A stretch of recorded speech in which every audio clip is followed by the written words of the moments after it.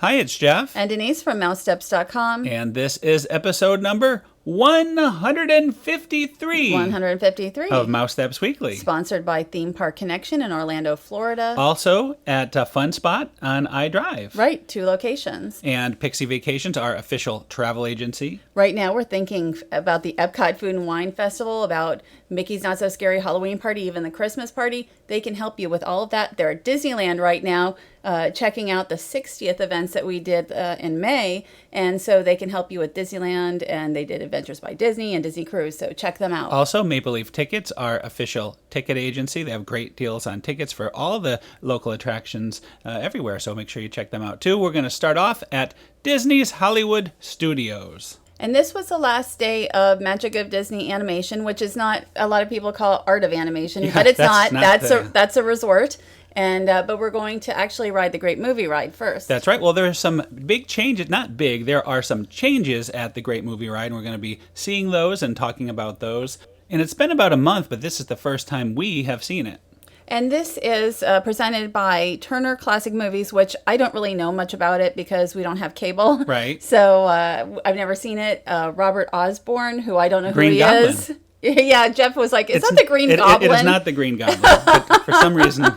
But he narrates it, and there's a new pre-show movie, and there's a new ending movie, and then narration, which I'm not thrilled with. And as you can see, most of the displays on the way into the main theater are the same or very similar to how they were earlier. Now, this has completely changed, though. The movie that you see, this is the Wizard of Oz segment. There's long segments for each of the different types of movies, so it's completely different than you had before. Well, I actually like the pre-show and the post-show movies. I liked that part of the changes. I don't like that they tried to shovel in 8 people into a seat for 6, and then there was 5 empty rows. We ended up getting an empty row. That's just a loading issue. Now, here, what you're seeing here is one of the few actual physical changes. You have the Great Movie Ride presented by Turner poster there, and then you had the Turner up on the marquee. So those are really 2 of the only physical changes that I spotted aside from the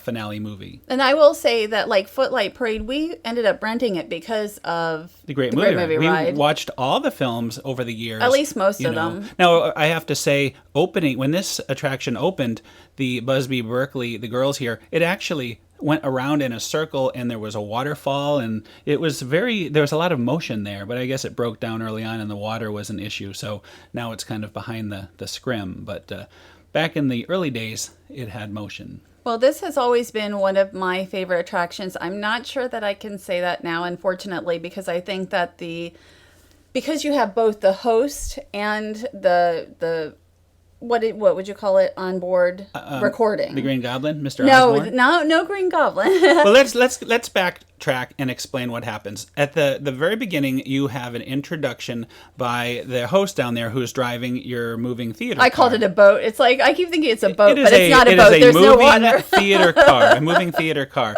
But all of a sudden, instead of her giving, or him, whoever's doing your narration, now you have this narration coming out of a speaker from Mr. Osborne. And we have that in video. Right. We have the whole video. I suggest you just watch the whole video if you haven't seen it, so you'll understand our narration here.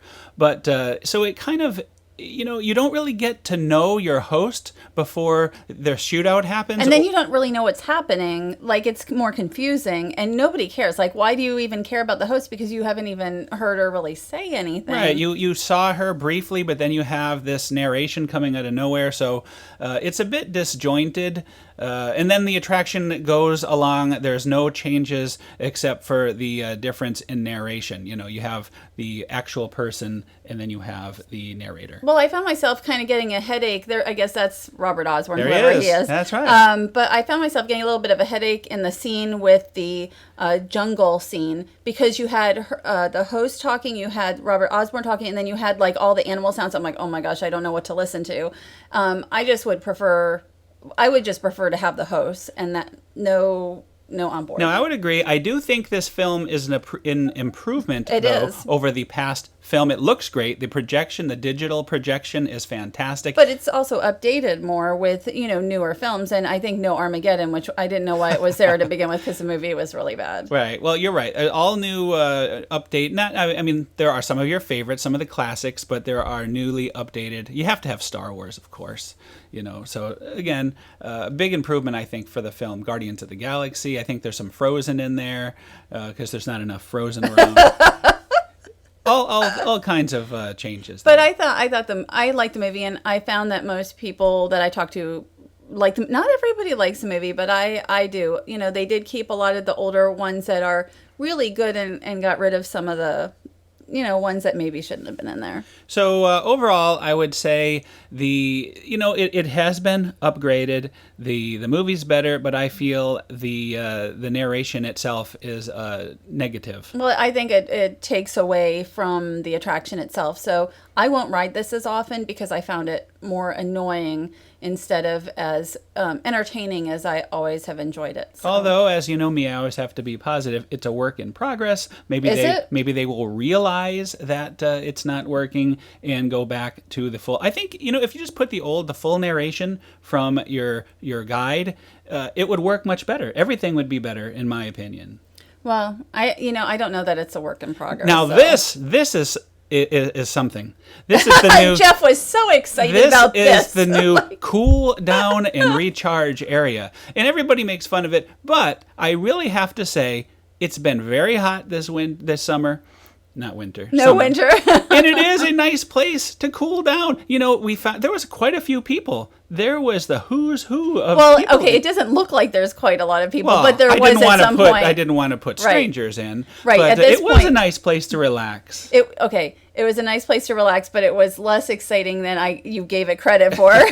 Jeff's like, I want to see it. I want to see The it. cool down there. And there's one at Epcot, too, and we'll have to And show that's that. less exciting. But it's there. You're going to cool yes. down. Anyway, here it is, the magic of Disney animation. That sign has been there forever. Of course, we took pictures of all of this to remember it by, as I think that sign will be going away. Well, originally, we weren't even planning to be here for the last day. We were going to do kind of a for us fun Yeah, type I think day. we're going to a concert originally. Right. But I'm glad we decided to come out. It was a great day. There were some emotional send-offs. We'll get to that later. First, we're going to take a look at this area that was sort of the queue to go in the animation. But I don't know if you remember, originally, where all this was the queue to do the backlot tour. I don't remember that. Yeah, I think it was, remember the backlot tour used to be in reverse, and it would start here. I don't remember that, but I know I took it, but I don't remember, because it's, a long time ago. Right. But you have video, so you can show it to me. That's right. I will have to do a little research. And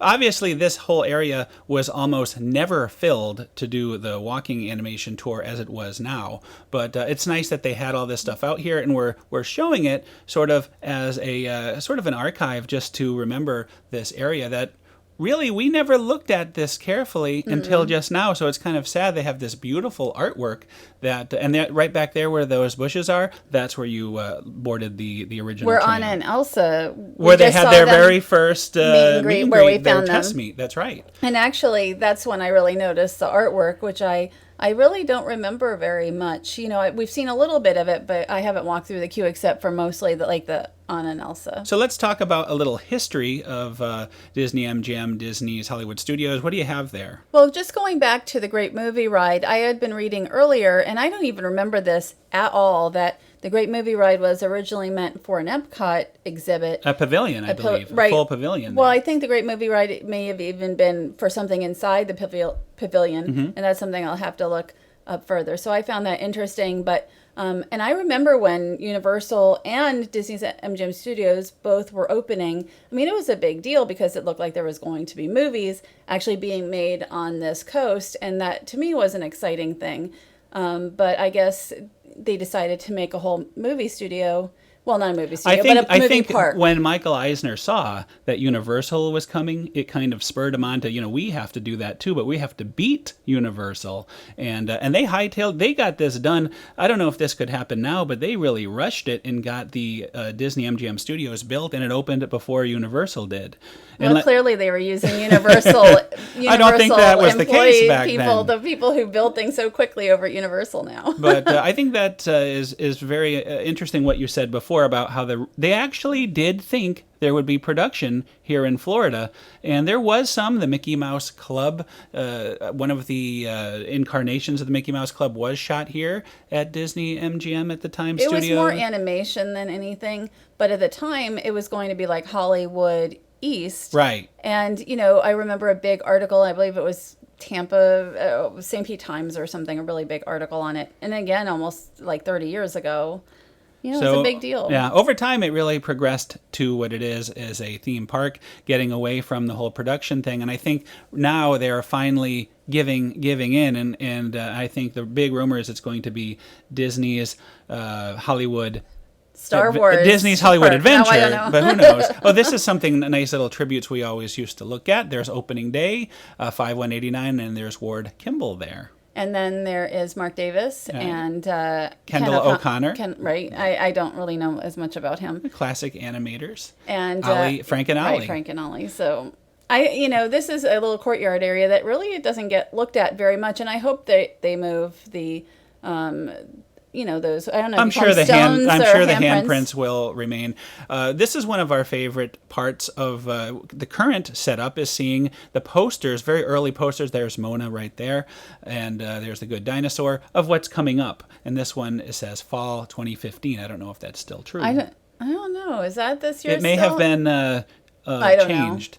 And we're going to take a look. This is on the way down to this is actually where the animators used to be, right here as we go around the corner where Mickey is. All that is where the animators were when they worked on Little Mermaid and Roger Rabbit and all that stuff. So, it's very different. The animators, I have some friends that were actually animators there at the time, and they used to call the guests moving wallpaper because, contrary to what people thought, it was not two-way glass. You looked down at them and they could look right back at you, and they just ignored the people. Imagine people looking over your shoulder every day while you're drawing for years at a time. But they had to get used to that. Now, we decided to play some of the games. Jeff wanted to play the games. Well, yeah, I wanted to document everything, and we did that, and we'll link to the full versions in the show notes. And these feel very old, they feel like something out of DisneyQuest, because DisneyQuest also hasn't been updated in a long time.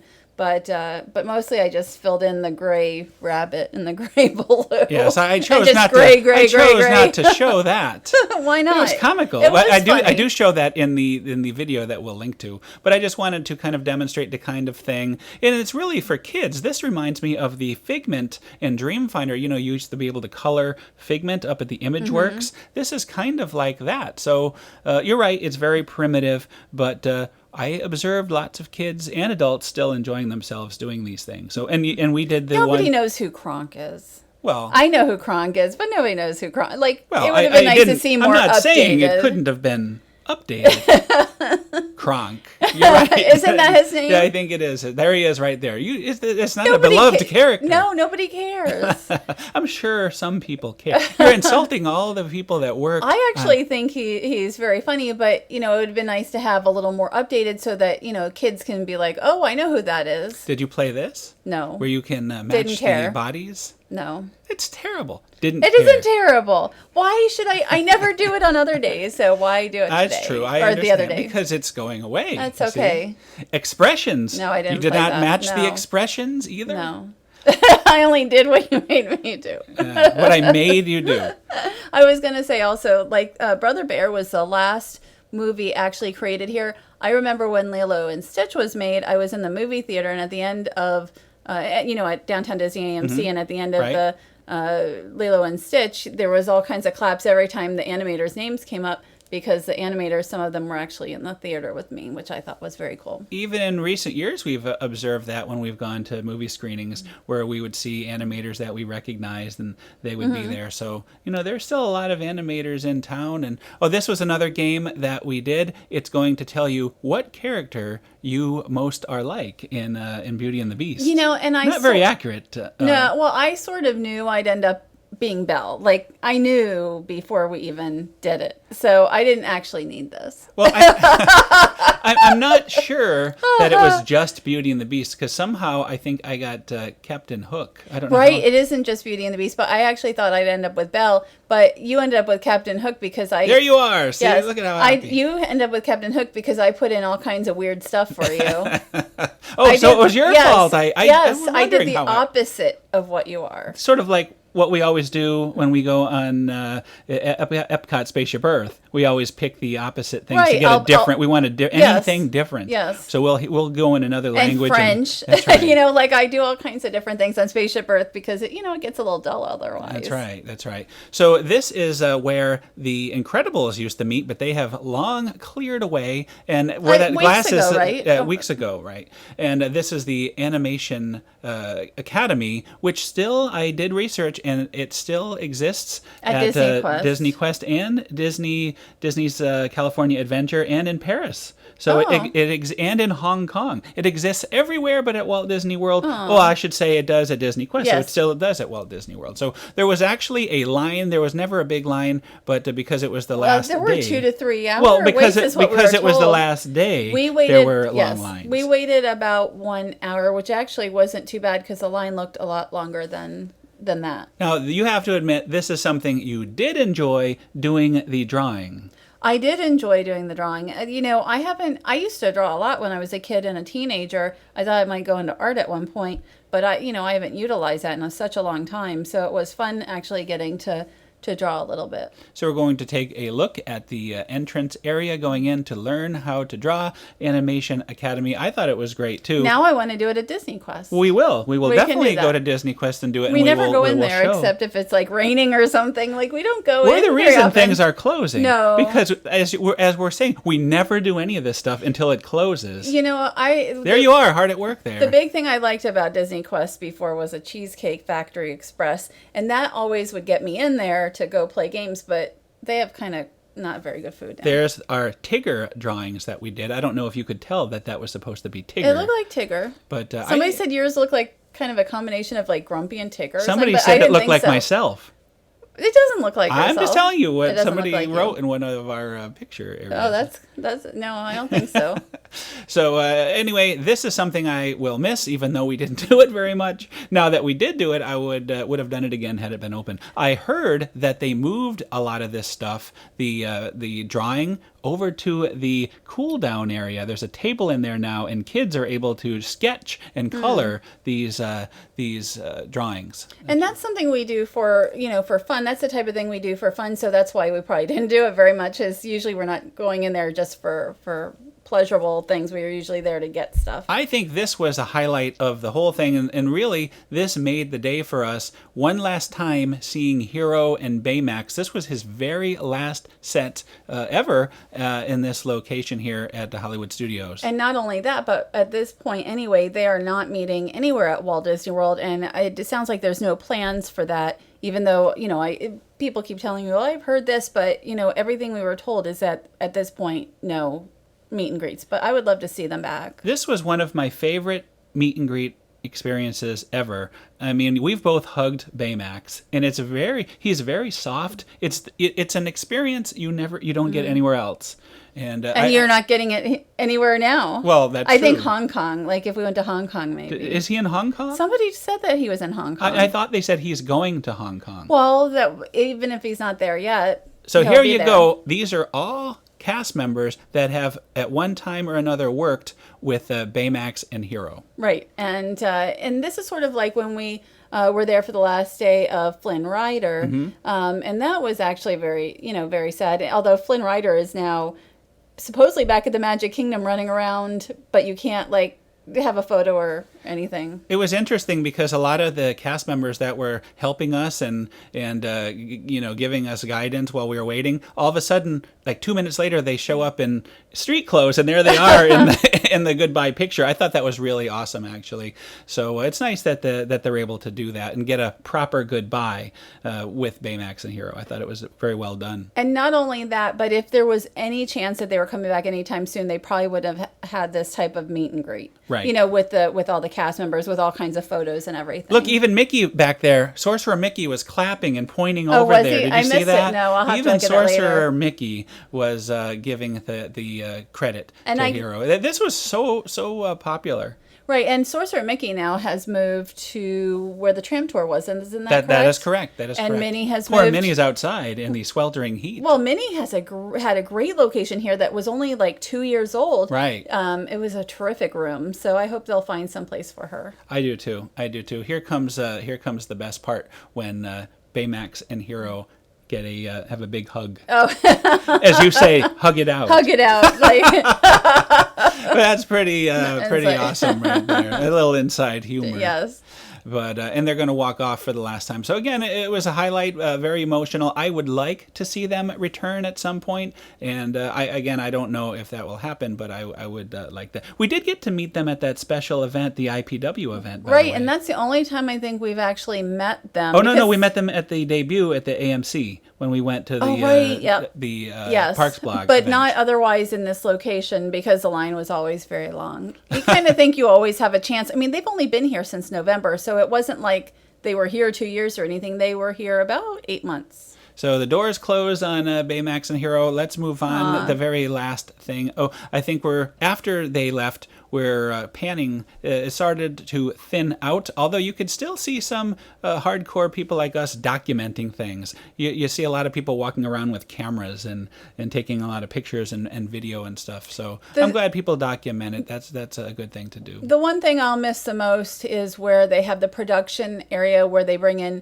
new movie items. I don't know if you're going to show. Well, I will say, and I know we don't like to deal in rumor, but, and this is just a rumor, we've been told this whole area is rumored to be a preview area for whatever is going to be maybe announced at the D23 Expo. So let's just say that Star Wars Land and all this stuff is announced. You will be able to see concept art and renderings and things in this area. But just I thought they needed air conditioning or something. I believe that will be fixed. But the production gallery is what I'll miss. Right. And we did take one last showing of this. Drawn to animation. I'm having problems saying it. This is my favorite part, where Mushu says Mushu. we won't talk about that. And there you are on stage in a chair. Yeah, we got to go on stage. I think you were able to go on stage too. And I did. It was very nice. I like when they allow guests to sort of get a nice send-off on things. And that was our very last look at the empty stage.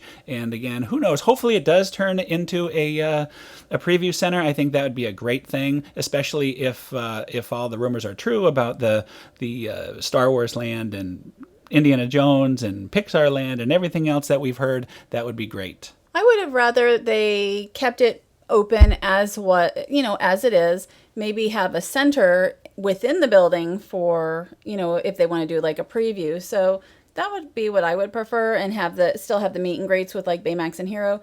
But that's not what's happening. So we'll see what happens in the next few months. I look forward to it. And now we're going to move on to our yearly family trip to Washington, D.C. We decided to do a few, we were at the IPW conference and we learned about some of these great attractions out there. So the first one we did was the big bus tours. And this is a hop-on, hop-off bus. I believe I did this one in London. They operate in New York and Washington, London, Paris, all kinds of places around the world. And we mostly just hopped on and we stayed on until we were ready to get off.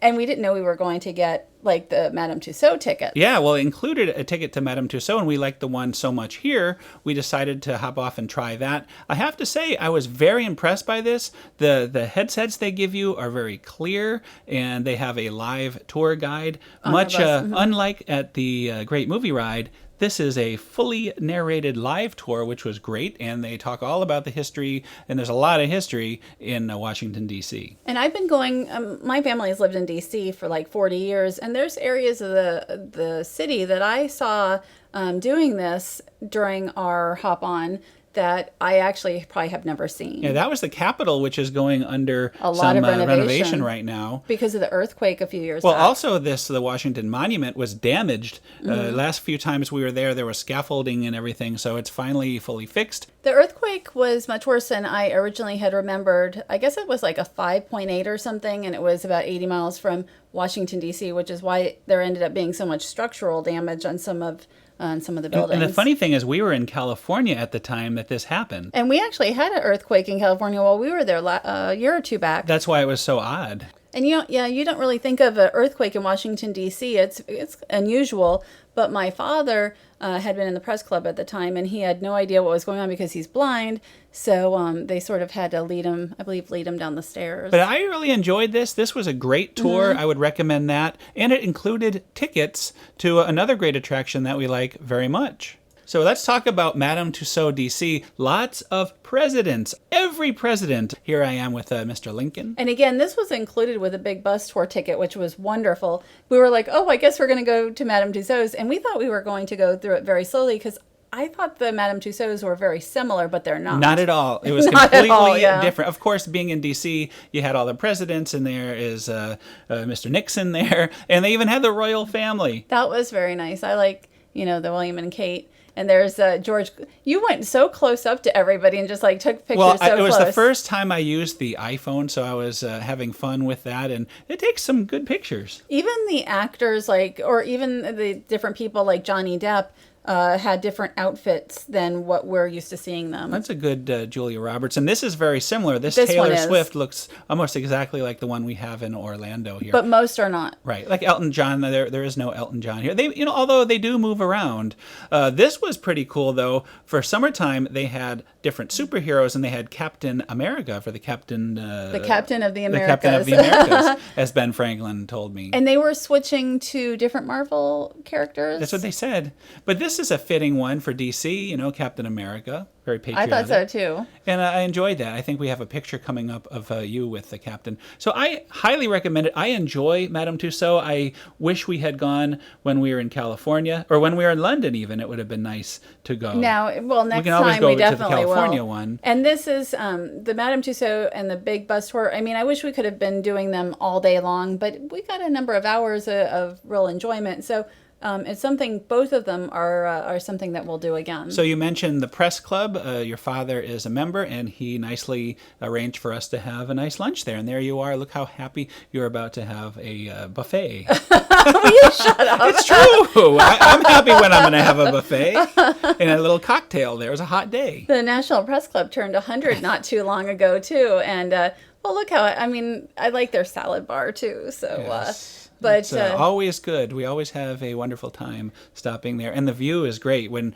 they always give us the same seat. So you look out the window and you can see the Washington Monument, and a very historic hotel across the street as well. This is my favorite place to be in Washington, D.C., or one of them. Amazing dessert right there. It was actually a very good dessert, and you had a little macaron on top. Yummy. And but that was a nice, not a very lengthy stop, but one that we try to get to every year. So our last attraction was one that I've been looking forward to for a number of years, the Newseum. And the Newseum is a place my dad is always encouraging me to go. It's my second time.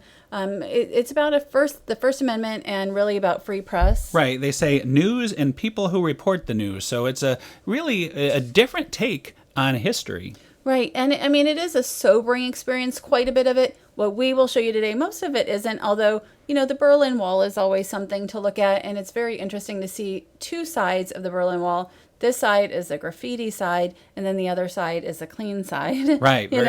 Totally unsullied. And then, but they have like an FBI exhibit, which actually is very interesting. The Reporting Vietnam is what they have in right now. That's like one of the changing special exhibits. Correct. And then they have First Dogs, which I don't know. Did we see the First Dogs? Yes, one? Okay. yes, we did. I somehow forgot that. But Oh, here's, and we always find a Disney connection everywhere we go. And there you go. There's Walt and Mickey right there. Newsweek. Yes, and they had a comic wall, which I didn't find till the very end. There's like maybe five floors. There's quite a few floors here.